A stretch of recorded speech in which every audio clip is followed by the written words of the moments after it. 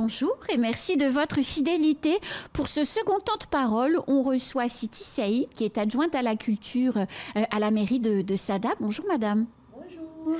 Et on reçoit Zainaba Mohamed, qui est présidente, je me suis trompée, présidente de l'Office du tourisme de la 3CO. Bonjour madame. Bonjour Anne. On va parler avec elles deux de l'opération qui a été mise en place par l'Office du tourisme qui s'appelle Uzuri wa Mwendro. Je l'ai bien dit? Exactement. Voilà. Bravo. Qui permet à tout Mayotte de se rendre sur le territoire de la 3CO pendant un mois. Tous les week-ends, on change de commune pour découvrir la randonnée, pour découvrir les trésors de la 3CO. Et demain, vous serez à Sada, chez Siti, pour pouvoir justement accueillir le public qui vient, qui a envie de marcher et de découvrir les sentiers de randonnée. Alors, Madame la Présidente, pourquoi cette opération? Parce que c'est la première édition, je crois. Non, Anne, c'est la 5e édition. Ah oui, alors je suis carrément grave en retard. Exactement. 5e édition de Uzuru wa Mwendro, les plaisirs de la marche au cœur de Mayotte, au centre-ouest. Les Uzuru wa Mwendro, en fait, c'est un événement sportif. Pas que sportif, c'est aussi un événement de loisirs. Bien sûr, voilà. On marche parce qu'on adore ça, qu'on Exactement. soit super fort ou pas. Voilà. Moi, je ne suis pas forte, mais j'adore marcher. Ah bah écoutez, vous êtes la bienvenue. Mais je vais venir. La bienvenue pour Uzuru wa Mwendro. Donc l'idée, c'est carrément de faire découvrir en fait aux Mahorais Mahoraises le territoire de Mayotte qui est le centre-ouest. Tout simplement pourquoi? Parce qu'on s'est rendu compte en fait que les Mahorais malheureusement ont tendance à dire qu'il n'y a rien qui se passe à Mayotte, alors que quand on regarde bien, il y a quand même beaucoup de choses qui se passent. 5e édition tout simplement parce qu'on s'est dit pourquoi pas ne pas permettre aux collectivités, aux communes de Mayotte d'ouvrir leurs portes et d'inviter la population à découvrir leur histoire, mais oui. aussi découvrir les trésors, comme vous l'avez dit, les trésors tout simplement de leur commune. Donc, 5e édition qui a débuté d'ailleurs le week-end dernier, Bien sûr. avec une ouverture à Chiconi. Demain, on sera, comme vous l'avez dit, dans la commune de Siti, à Sada, la ville de Manzaraka. Et puis, Qui s'arrête en novembre à cause des restrictions d'eau. Exactement. Faut le dire, parce que c'est quand même important. Exactement. Et donc, on a débuté, comme j'ai dit, le week-end dernier et on continuera jusqu'au 17 septembre, dernier jour, dernier week-end de Uzuru wa Mwendro. Alors, Siti Saïd, à Sada, on va pouvoir découvrir quoi ce week-end? Mais je pense qu'on va commencer d'abord avec déjà observer l'îlot. Parce que c'est quand même un trésor quand on a un îlot en face de nous. Qui est très, très beau. Ça attire en fait. Bien sûr. Très attirant. Et puis, donc on va pouvoir y aller. Je ne sais pas du tout parce que ça dépendra de la marée, oui. Si elle est basse ou pas. On est en train de guetter, de demander à droite à gauche si... ça peut. L'année dernière, on a pu. Parce qu'on peut aller sur l'îlot à pied, c'est ça? Oui, oui. Quand la marée est basse. Exactement. Il y a des personnes qui connaissent bien l'endroit, qui guident les autres jusqu'à là-bas. Et cette année, on ne sait pas. On va voir, on verra. Sinon, nous allons aussi découvrir, comme tout le monde le connaît bien, la maison de l'artisanat, qui est un outil aussi symbolique pour Mayotte. Non, pas seulement pour Sada, et ça donne toujours envie quand on passe à Sada d'aller dans cette maison parce qu'il y a beaucoup de savoir-faire, de savoir-vivre aussi parce qu'on a les anciennes qui sont dedans. Et puis il y a autre chose, hein, nous allons découvrir plein de choses que j'ai pas comme ça dans la tête. Et nous, comme on est on va accueillir, donc on a envie aussi de montrer cette ville de Manzaraka, ce que c'est quand on arrive à Sada, ce que c'est l'accueil en fait. Où est-ce qu'on pourra marcher à Sada ce week-end? Alors, on partira en fait, le rendez-vous est fixé à la place Tioni, en face de la BFC. À quelle heure? À 7 heures. Donc, on doit tous se retrouver à 7 heures avec un accueil, avec une animation en fait d'un groupe de Maolida qui sera là.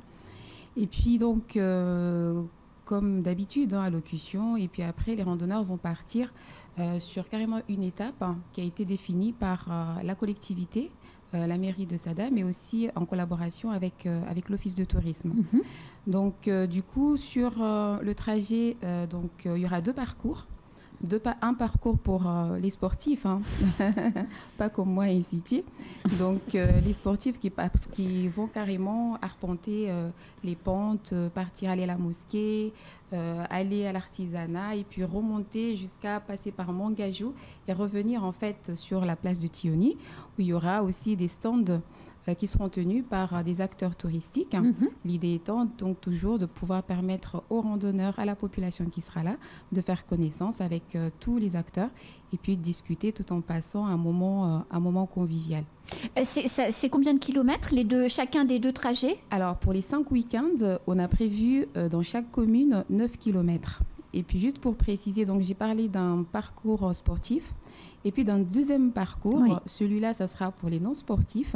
Donc l'idée, c'est carrément d'avoir un sage, un aîné de la commune, une équipe des randonneurs qui partiront avec le sage et qui s'arrêteront sur un lieu spécifique. Ça pourrait être par exemple à Sada, la mosquée de Vendredi, pour connaître l'histoire de la mosquée, le serment de la mosquée de Vendredi, etc., qui beaucoup malheureusement méconnaissent. Et donc ça sera l'occasion de s'arrêter, d'en parler, de discuter, de poser des questions, tout en, comme je disais, en marchant, en admirant, en découvrant les différentes communes. On le dit souvent, le sport, c'est bien pour la santé. Effectivement, on est sportif, voilà, on peut escalader les pentes. Mais il y a aussi des gens comme nous qui ne sont pas particulièrement sportifs, mais qui ont besoin également de faire du sport pour la santé. Vous allez participer à ces activités, aller marcher un peu? Siti, si je viens demain, je peux marcher avec vous?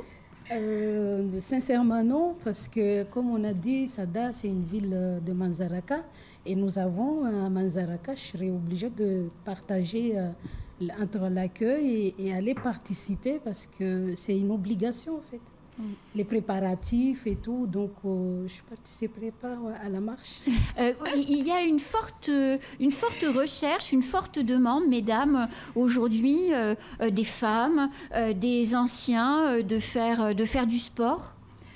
Énormément. Et d'ailleurs, pas que les aînés. Moi, je me rappelle, par exemple, quand je suis arrivée à l'Office de tourisme, à l'édition de 2020-2021, on avait constaté qu'on avait plus de fréquentation métropolitaine, des métropolitains en fait, qui venaient assister à Uzuru Wamwendo. Et au fil des ans, on se rend compte en fait qu'on a des Mahorais, des jeunes Mahorais, de différents âges qui viennent maintenant et qui veulent et qui demandent en fait à participer à Uzuru Wamwendo. Et d'ailleurs, je tiens aussi à souligner que jusqu'à maintenant, Uzuru Wamwendo, effectivement, c'était dédié juste à une période par an, plus à force de l'année dernière et 2021-2022, on s'est rendu compte en fait que les gens qui viennent à Uzuru Wamwendo demandent aussi à vouloir que ça se fasse en fait tout au long de l'année, ce qui fait qu'on a été amené à repenser les choses autrement, tout simplement. Uzuru Wamwendo qui reste Uzuru Wamwendo, qui sera une période, festive de l'année, et puis de temps en temps, dans l'année, on organise des randonnées au centre-ouest, avec des sorties, comme on le disait tout à l'heure. Ça peut être sur des exploitations agricoles, oui. Ça peut être à la mer comme sur terre, parce que Uzuru Wamwendo, comme on le disait, c'est beaucoup d'activités qui y sont. C'est randonnée pédestre, VTT, mais en même temps visite des exploitations agricoles. On a aussi des animations culturelles, etc. Donc tout ça pour permettre à la population de venir marcher, faire du sport, mais tout en s'amusant. en s'amusant et découvrant Mayotte, la culture, les traditions aussi, c'est important. Oui, Il y a une forte, dans la 3CO, il y a une forte tradition du sport. Il y a à Chiconi, ces mamans qui font de la gym sur la place Psychotram. Vous avez eu la semaine dernière, je crois, ou cette semaine, les aînés qui sont venus faire du foot à Sada. C'était très... foot, on appelle. Oui, c'était hyper drôle et tout le monde s'est super amusé. Mais justement, on a beaucoup intégré ces dernières années, là, depuis le Covid, qu'on a pu penser autrement à organiser, c'est-à-dire les activités avec nos aînés.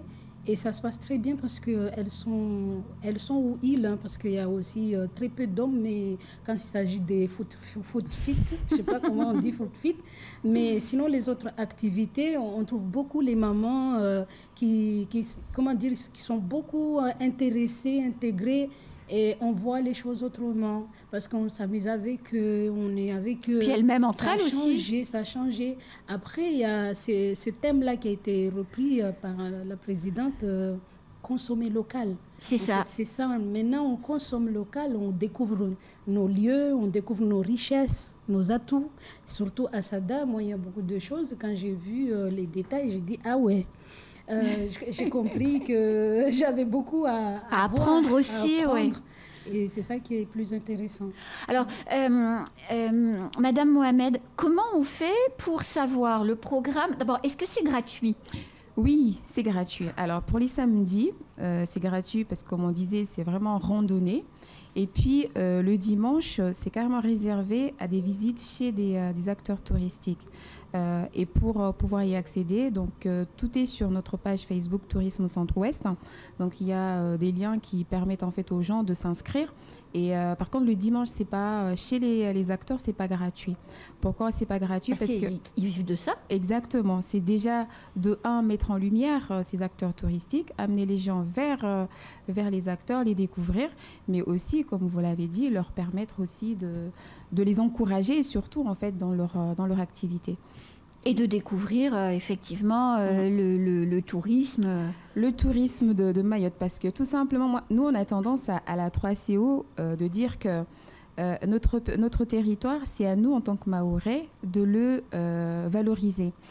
Surtout qu'avec l'image qu'a notre territoire, que ça soit localement ou à l'international, on a quand même tendance, quand on parle de Mayotte, à dire à parler plus d'insécurité, plus des difficultés. Alors qu'on a aussi tendance à dire venez vous découvrir, faire votre propre expérience. Et pour pouvoir le faire aussi, l'idée c'est de permettre aux Mahorais de devenir eux-mêmes les ambassadeurs de notre territoire. Et pour pouvoir être un ambassadeur de notre territoire, il faudrait le connaître. Quand on connaît un territoire, quand on connaît les richesses, quand on connaît les trésors, notre territoire, on pourra mieux en parler. Et quand on en parle en bien, ça donne quand même, ça incite en fait les gens à venir découvrir le territoire. Ne serait-ce que cet été, on a eu des amis, des Mahorais qui n'ont pas été depuis plus de 10 ans. Quand ils arrivent, ils disent oui, de là-bas on entend des choses, mais oui, quand on arrive, on voit autre chose. Et donc oui, voilà, on se doit de vivre notre propre expérience. Alors, Zainaba Mohamed, on ne peut pas aujourd'hui parler de randonnée, de tourisme dans la nature sans parler des questions de sécurité, parce que les histoires de gens qui se font agresser sur les sentiers de randonnée sont légion, on ne va pas se le cacher. C'est quoi les conseils que vous pouvez donner à nos téléspectateurs, à nos auditeurs, justement pour pouvoir profiter des beautés, des trésors de notre département, mais d'être en sécurité? Déjà, comme je disais, le parcours qui a été défini, c'est un parcours qui a été identifié par les agents de l'Office de tourisme, mais aussi par les différentes collectivités. Et en même temps, je tiens aussi à souligner qu'on a quand même plus de 15 accompagnateurs, et dedans, on a quand même des personnes qui ont été formées dans le métier du guide, donc des connaisseurs. Et les randonneurs ne vont pas y aller tout seuls, mais au contraire, ils vont être accompagnés. En même temps, on a aussi, Madame le maire pourra le confirmer, mobiliser la gendarmerie, les agents de la police municipale en fait des différentes collectivités. Donc, l'idée, c'est vraiment de pouvoir partir tranquille, tout en se disant, on n'a rien à craindre. Et puis voilà, donc tous les dispositifs ont été pris pour permettre aux randonneurs de passer vraiment un bon moment. Et de plus, on a aussi la police de l'urbanisme, parce qu'à Sada, nous avons notre police de l'urbanisme qui sera sur le terrain. Qui aurait dû être mis en place par la 3CO, je le dis sincèrement. Donc on a pris le devant et ça sera mis à disposition pour renforcer aussi la sécurité. La sécurité. Et de manière générale, à la marge de l'opération Ouzori Nawendro, il y a également des randonnées qui sont organisées. Et surtout, il faut veiller à des groupes suffisamment conséquents pour ne pas être en danger, ou également participer aux opérations surveillées et encadrées par la gendarmerie. C'est vraiment plus qu'un conseil, c'est une recommandation. En tout cas, merci mesdames. Si je rappelle bien les choses, jusqu'au 17 septembre, tous les week-ends, sur la 3CO, l'Office du tourisme de la 3CO organise une découverte du territoire avec des randonnées et des visites chez les acteurs de tourisme local. Tout le planning, le programme, les villes, les circuits, tout ce qui est prévu se retrouve sur la page Facebook de Tourisme Centre-Ouest. Voilà, et c'est jusqu'au 17 septembre. C'est exactement. Donc, Caribou, Nam Caribou Anareo, bienvenue au Centre-Ouest, bienvenue à Mayotte. Voilà, merci beaucoup mesdames, c'est la fin de ce temps de parole. Et bien tout de suite, la suite de nos programmes.